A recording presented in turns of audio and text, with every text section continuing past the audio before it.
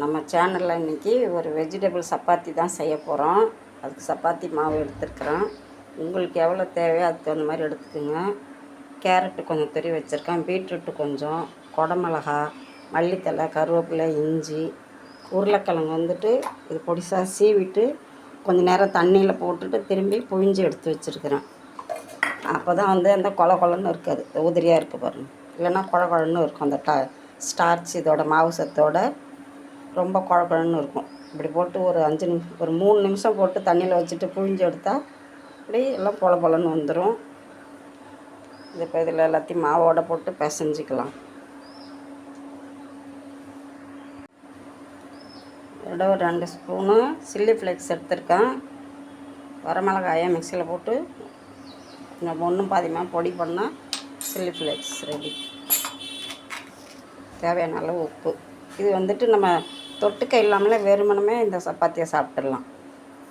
இப்போ கொஞ்சம் கொஞ்சமாக தண்ணி ஊற்றி ஃபஸ்ட்டு நல்லா காயோடு சேர்த்து பிசைஞ்சுப்போம். பத்தலைன்னா கொஞ்சம் தண்ணி ஊற்றி பிசைஞ்சிக்கலாம். மாவு நல்லா பிசைஞ்சாச்சு. அது மேலே 1/2 ஸ்பூன் எண்ணெய் விட்டு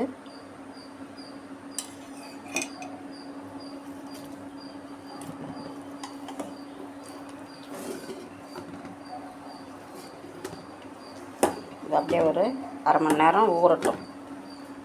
அதுக்கப்புறம் சப்பாத்தியாக தேய்ச்சி எடுத்துக்கலாம்.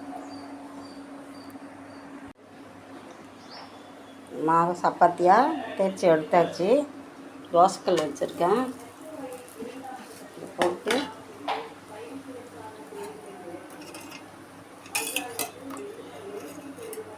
நல்லா லேசாக எண்ணெய் விட்டு நெய் வேணாலும் ஊற்றிக்கலாம். நெய் ஊற்றினா இன்னும் சூப்பராக இருக்கும்.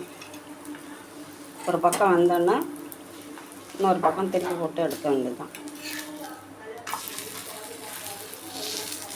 நல்லா செவந்தோன்னா இதில் போட்டிருக்க கருவேப்பிலை, கொத்தமல்லி எல்லாமே நம்மளே குழம்புல போட்டால் கூட கீழே போட்டுருவோம். இதில் போட்டிருக்கிற எதுவுமே கீழே தூக்கி போடாத அளவுக்கு பொடியாக கட் பண்ணியிருக்கிறதுனால பிள்ளைங்களும் ஒன்றும் எடுத்து வெளியில் போட முடியாத அளவுக்கு சாப்பிட்ருவாங்க. நம்மளும் வேஸ்ட் ஆகாமல் எல்லாம் நம்ம சாப்பிட்ருவோம். அதில் இருக்கிறது அத்தனை.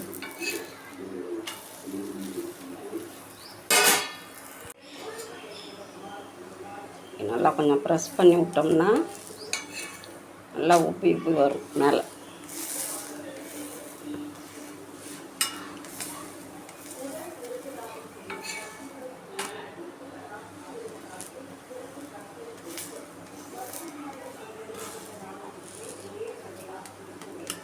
ரெடி ஆகிட்டு ஒரு சுவையான வெஜிடபிள் சப்பாத்தி ரெடி. ட்ரை பண்ணி பாருங்கள்.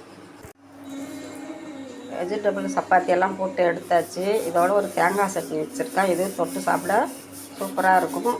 தக்காளி சாஸோடையும் சாப்பிட்லாம். இந்த சப்பாத்தியை வெறுமனமையும் சாப்பிட்டாலும் நல்லாயிருக்கு டேஸ்ட்டு. பிடிக்காதவங்க சட்னி தொட்டு சாப்பிட்டு பாருங்கள். ட்ரை பண்ணுங்கள், லைக் பண்ணுங்கள், ஷேர் பண்ணுங்கள், கமெண்ட் பண்ணுங்கள்.